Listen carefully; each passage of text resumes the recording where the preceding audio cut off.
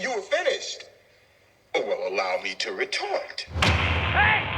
We're recording the podcast! Shut up! Good morning to you, wherever you are, because it is the Morning Somewhere for October 15th, 2024. It was early. My name is Bernie Burns, sitting right over there. She knows the first rule of Fight Club is... Tell everybody about Fight Club. Po to eat. Like 5 people are going to get that joke. How you doing, Ash? It's Ashley Burns, everybody. How you doing? Good. I'm doing good. We've got some rough economic news. No sports today. On the horizon, Bernie. This is we've got a new economic indicator. It's the vinyl economic indicator, the VEI for short. Vinyl. It looks like after a decade, like vinyl records. Vinyl records. After a decade of staggering growth, Bernie, record sales have dropped 33% in 2024. So you know the people are in a hard time. Can I tell you something? JD bought me a vinyl record player, and I enjoyed it. It's incredible. Just the sound of putting the needle on the record and just the feel of it and everything. You was put like, the needle on the record? Put the needle on the record? Did you did the drum beat go went like that? It did. It did go like that. And it was like even albums I don't remember listening to on vinyl. Like I got Nirvana's Nevermind. That was like right in the middle of the CD era. You know? Yes. Nobody had that on vinyl at the time. And they're expensive. They're so expensive. They're like $30 a record. And some of them, it was like a Nine Inch Nails, Violent Femmes set that I got. They wanted $100 for it. And I had to wait for it to find it to where it wasn't $100. I mean, the Violent Femmes, they only have, in my opinion, one good album. All right, was like careful all these other there. discs. Careful. In my opinion, I have to say that. I noted yesterday when I talked about Dead Rising and talked about video games, every time I talk about video games, even if I talk about sports, like which is contentious and people give each other shit, no one seems to get really mad. Talking about Dead Rising, people are mad. They get mad when you talk about video games. It's like I said I played the game. It was too much like a game from 2006. I didn't enjoy it. People were upset about me because I didn't enjoy it for the right reasons it was meant to not be enjoyed. You were supposed to be mad about other stuff, Bernie. Right. Like Frank seems old now. He's older in it now. And aren't we all after 20 years? And all that God's sake? erotica bullshit's gone. Yeah, you can't take pictures of zombie boobs anymore and get credit for it. I guess that's a big deal. Like down to stuff like ambient sound and stuff like that. I get the voice acting stuff. I went back and watched some cutscenes from the original Dead Rising, and it's like, yeah, they're different. Who the hell can remember those performances from 20 years ago? You know what I mean? I can't, honestly. But anyway, so I don't know why. People are upset. So I feel like if I'm going to talk about music, I should be careful, too, because people might get upset about music stuff. I think I've never been really super into vinyl. I have or had around here somewhere the Stardew Valley limited edition vinyl soundtrack. And that has been... a point of pride, except I went looking for it recently, can't find it. So it might have been lost in the move. But I really enjoyed that one, mostly, Bernie, because it was pretty colors. I think that's in storage. I think I know where that is. Do you want me to get that out of storage for you? I would love you to get that out of storage. I will do that now that we have a record player. I never thought about that. We couldn't play it before. Yeah, we actually have something to do with it now. Before it was just like a collector's item. Yeah, but now it'll be ruined. My brother had a Miami Vice picture album. Do you remember what a picture album was? Vaguely. They would have an image, like a photo printed on the album. That was a really big deal at the time. Like the actual image was on the vinyl record itself. And my brother was like, if you play this, it'll just ruin the value of it. And if you play it backwards. Should I look up on eBay and see how much a Miami Vice? Well, we're talking Miami Vice or the reboot? Rocket and Tubbs? Was that their names? Crockett and Tubbs from Miami Vice. I'll look it up here. And well, maybe it's things like people playing their Miami Vice records that have contributed to this decline in sales, or it just means that people don't have the money to spend on luxuries like vinyls right now, or the bubble has popped on that particular industry, Bernie. There was a vinyl bubble. The vinyl bubble has popped. You know, you have a Stardew Valley board game. Yes, I do. Which after we bought it, we were told, I think by people that we mentioned it to on a podcast, the commenter said, that's one of the most complicated board games I've ever played in my life. I've heard that about the Civilization board game too. You know? Which makes sense. With Civilization, it certainly makes sense. It makes you think that a simple little farming sim like Stardew Valley should be a nice, straightforward, easy board game experience, but then you look at all the pieces and all the rules, and it can be played anywhere from 1 to 4 players, and it seems like it's a real commitment to learn and get through all of it, as adorable as it is. But yes, we do have that as well. So I just want to give a shout out to my brother who wouldn't let me play the album. I see it on eBay. It's now going for $40 in 2024. So congratulations. Probably paid like $25 for it in 1985. Yeah, but Bernie, that's mean it's gone up almost 100%. Yeah, in 40 years. Yeah, what a great investment that was. We should just play the goddamn thing and enjoyed our life. You know? Well, elsewhere in investments, Bernie, there has been an auction for Game of Thrones memorabilia. I saw that. Did you see that the throne itself went for $1.5 million? They are the owner of the Game of the Thrones. Here's the thing about that, Bernie. You're right. Someone paid $1.49 million for the throne. But there's an article here on AP News about the auction. And that throne was not the on-screen throne. It was not the throne that people sat their butts on. It was like the stunt replica.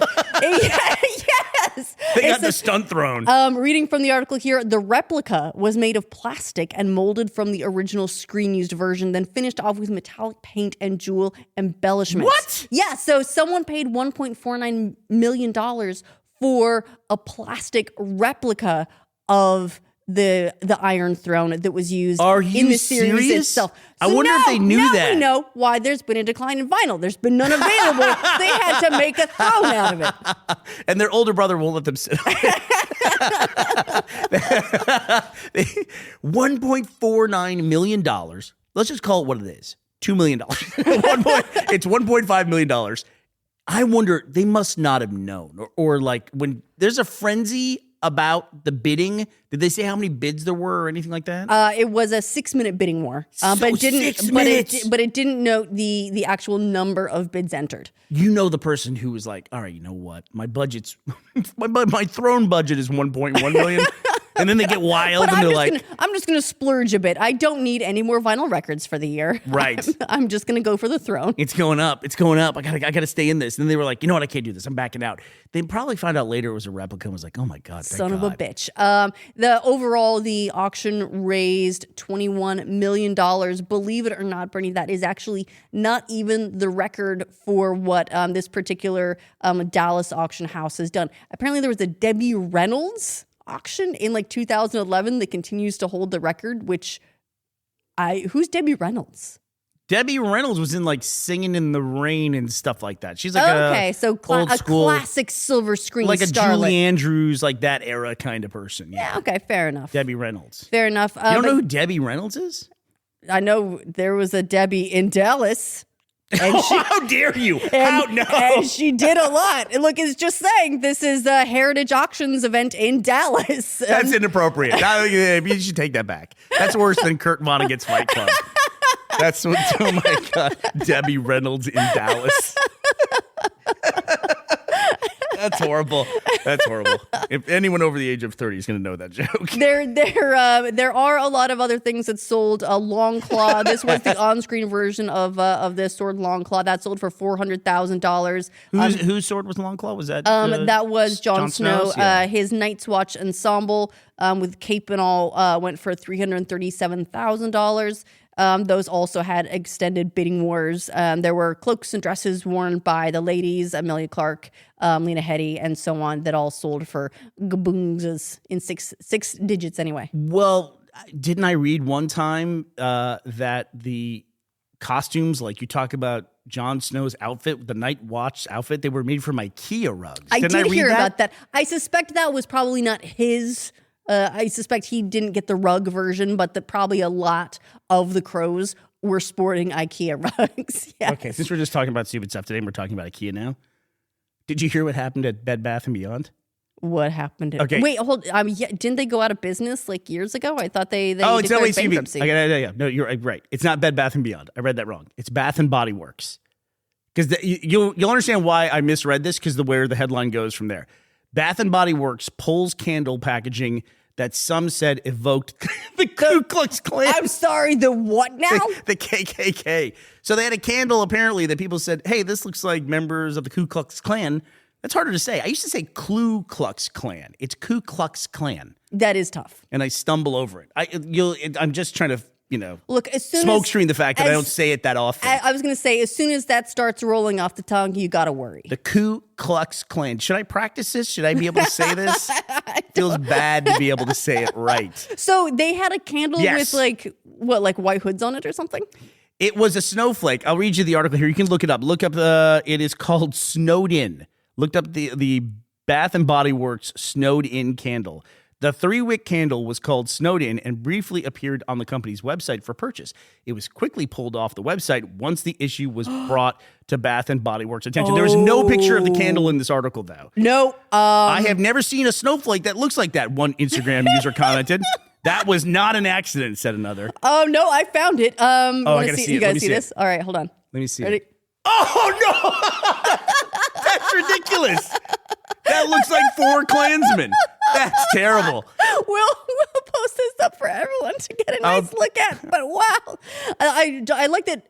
That's terrible. A lot of people had to see that design and sign off on it, and then just as soon as someone sees it in the world and goes, guys, everyone goes, oh shit, yeah. Yeah, but luckily you can go find it on the Bed Bath and Bigotry website. It's still up there. I'll try to describe this here for you. The image on the packaging was supposed to convey a snowflake cut out of paper. The outer edges of the snowflake are white and cone-shaped with 2 holes cut out near the center. It absolutely looks like 4 Klansmen. Wow, that's crazy. You know what else it looks like? It looks like some weird AI-generated bullshit. Yeah, so good move, Bath and Body Works, removing that from your website. That was a good call. Oh my God, can you imagine when they're like, "What's this meeting about? Is this a real thing?" And then they get the candle out. They're like, "Who the fuck approved this? Who approved this thing?" Who signed off on this? Terrible. Moving on, anywhere but this. Let's talk about some other spooky and scary things. I've been watching Agatha all along. Oh, how are you liking that? I'm enjoying it. I'm now several episodes in, and things are developing. It continues to be a fairly contained property in terms of overall scale and scope for the MCU. If you have not watched it, after the most recent episode, there are a lot of spoilers flying around because they are introducing some characters that may have further things to do in the MCU. I'm not sure how much more to discuss without actually spoiling it, but you might be seeing things if you have some interest in checking it out. I do recommend it. I'm enjoying it a lot. It feels a little bit, it's got that same sort of camp as like Hocus Pocus. It's a lot of practical effects, very contained cast, very contained story. They have a lot of fun with the set pieces. Can I tell you that I'm a little bit skeptical of what you're saying? Because the only thing that I really didn't like about the WandaVision series was they had this like incredibly shocking moment with the crossover between the MCU and the Fox Marvel universe that ultimately went nowhere. And I think even was just a setup for a dumb dick joke or booger joke or something like that. I know the moment that you're talking about. And I Right. agree that it felt like it was maybe originally intended to lead to something bigger, but then Yes. fizzled out and then ended up going unused. And in a way, almost depreciated the It's an old series. To say a spoiler, appearance. a character related to the Scarlet Witch shows up, but it's not the version that's from the MCU.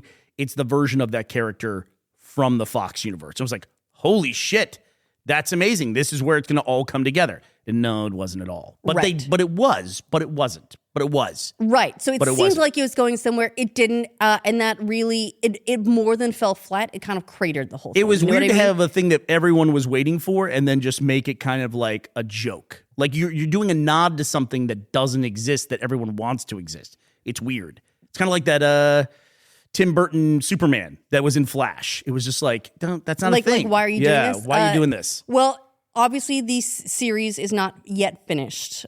So it is possible that it doesn't stick the landing.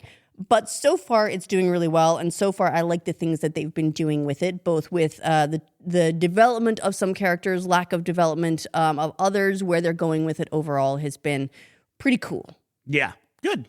So just my recommendation, if you're looking for something to watch this season, just light yourself a spooky Light yourself a spooky candle Not a racist candle. Try to have my a not God. racist candle. What do you think that smells like? Should we even wonder what that smells like? I don't want to know. Smells like Wonder Bread. That's it. It smells like a tuna fish sandwich on Wonder Bread. The whitest thing you could eat. I actually, I just read an article that one of my favorite TV series from when I was a kid is coming back as well. Let me guess. She-Ra. No, your that's favorite. actually already come back. There is a She-Ra series on Netflix that I haven't watched all of it, but I've watched some of it, and it is quite fun, although it's very obviously different than the 80s cartoon. Yeah. But no, this time, I hated that they took out the erotic zombies in She-Ra. That bothered me.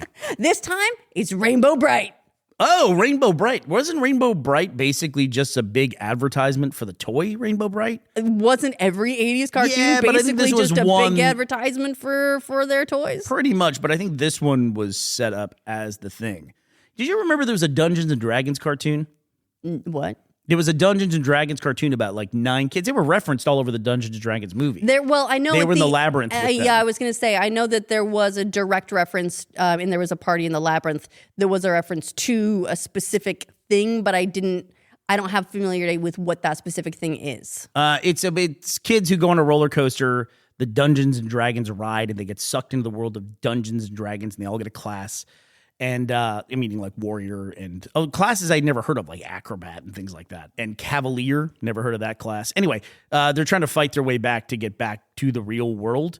And they had a whole series of action figures for Dungeons and Dragons at the same time that had nothing to do with the cartoon. It was like the weirdest thing. They just came up with these random ass characters and did it. That was very strange. At least put him in as a cameo, guys. No, but Rainbow Bright was, I always thought it was a really fun series. They had a movie called The Star Stealer where a lady was trying to steal a star because it was made out of diamonds. Anyway, they're making... A star made out of diamonds. Okay. Yes. And they're making apparently a new movie of Rainbow Bright, which I'm very excited about. And they're rebooting the series, although... I don't know. I'm looking. They shared a first image here of the new Rainbow Bright series, and I see this it's a snowflake in the corner. Oh, Looks stop really it. suspicious. Stop it. No, but they do share an image. Like, here's a first image of the new Rainbow Bright series, and I look at it, and it looks like some weird AI generated bullshit. It's animated, I assume? Yes. Just like the original one was? What was her power? She could just like shoot rainbows and She shit? had colors, and she had the color belt. Correct me if I'm wrong. Were you not Rainbow Bright for Halloween one year? I was. In Yes. fact, I'm gonna check with my mom and see if she has the picture. She made me a Rainbow Bright costume, and then she was so nice to me that she made my little sister go as a sidekick twink. Are you serious? Yeah. That's such a shitty little sister move to pull. Jeez. Now, if my brother had me not open my Dungeons and Dragons action figures, those are going for $150. The whole set already open, $300 for these guys on there. That's And crazy. then you can sell them to the Dungeons and Dragons movie. Keelik, the evil sorcerer. Oh, here's a playset I had as a Wow, kid. lame. The Fortress of Fangs. I don't remember that stuff. All right, so you're going to watch the Rainbow Bright? Are you going to watch that? Well, see if it's good, absolutely. But I'm gonna need them to take out all the erotica. Then make Rainbow Bright 20 years older. then it'll be acceptable as a remaster. All right, since we briefly mentioned roller coasters with this trip down memory lane with Dungeons and Dragons, the animated series, I read an article. I don't know this amusement park, but there was some AP News article about a historic Jersey Shore amusement park called Wonderland, which just shut down. And I got to thinking about it. You grew up in Utah. There's something really special about New England and really small amusement parks. Like, I used to go in Rochester to this amusement park called Seabreeze. It's still there. It's still operating. They're all like wooden roller coasters and merry-go-rounds and those rotating swing rides and things like that. Oh yeah, we had something like that in Utah. It's called Lagoon. And they have the classic, like the white wood roller coaster. They had the swing merry-go-round thing. They have the ship that goes Ferris wheel from sometimes. one end to the other. Yeah. And then they would, like, every year they would put in like one new ride. So they've been getting slowly like more and more elaborate. And I haven't been in decades now, but I remember when I was a kid, we got to go every year. One day it would close down and only the school kids would go. And it was a whole big day out for all the school kids. It was a great time. You remember there was a movie with Kristen Stewart and Jesse Eisenberg in it was called Adventureland. Did you ever see it? I think Ryan Reynolds is in it too. I don't think I ever saw that. It's actually a really good movie. I just like that whole culture. Like I miss that. Like growing up, there was a roller coaster at Seabreeze called the Jackrabbit, and it was the first roller coaster I ever rode, and it's also the first roller coaster that JD ever rode. Like a generation later. I don't know. That's something really cool. You don't really have that kind of stuff. I felt like in Texas, everything felt very new in Texas all the time. There's something very like coming of age, teeth rattly about a nice wood roller coaster. Yeah, they advertise that. Like this one says, this is the oldest continuously running roller coaster in the world. That's Jackrabbit's claim to fame. If it doesn't shake like your teeth loose and it doesn't like shake your brain around a little bit too much, it's not a real wood roller coaster. And this at the time was like the big roller coaster. You can go on YouTube now and actually ride the roller coaster, which is kind of a cool thing to go do. It's so lame. It's like it's almost not like, at all the same. It would be like a kid's roller coaster, I feel like, in most other amusement parks. Anyway, so if you were a fan of Wonderland, sorry that it shuts down. I hate to see those kinds of things go away. I feel like moving to Texas, there was more carnivals and things like that, like the rotating carnivals that would come through. Like there's nothing really like that in Austin. The closest thing we have is Schlitterbahn in New Braunfels. And that's more of a water park? I think that's like the biggest water park in the world. Yeah. And they make a ton of money, I've always heard, from like helping people build water parks themselves. Really? Yeah. That's Schlitterbahn. But I don't know. I never much got into it. I'd rather go tube in the river than go to like something with water slides or something like that. Also a time-honored tradition in Austin. It is a lot of fun. Just float down the river with a tube of beer, man. I do miss that, Ashley. I do miss that. I don't think we could do that in Scotland. That'd be a little tough. I mean, just raise a pint to the fishermen on the shore. Can you imagine going past these posh fly fishermen in your inner tube? They're all lashed together with like a beer cooler floating along with you. Freezing your ass off. Yeah. All right. Well, I would like to thank Eddie Galen and Andre for sponsoring this episode of Memory Lane, the podcast. Thank you both so much for sponsoring our show at patreon.com/morningsomewhere. All right. Well, that does it for us today, October 15th, 2024. We will be back to talk to you tomorrow. We hope you will be here as well. Bye, everybody.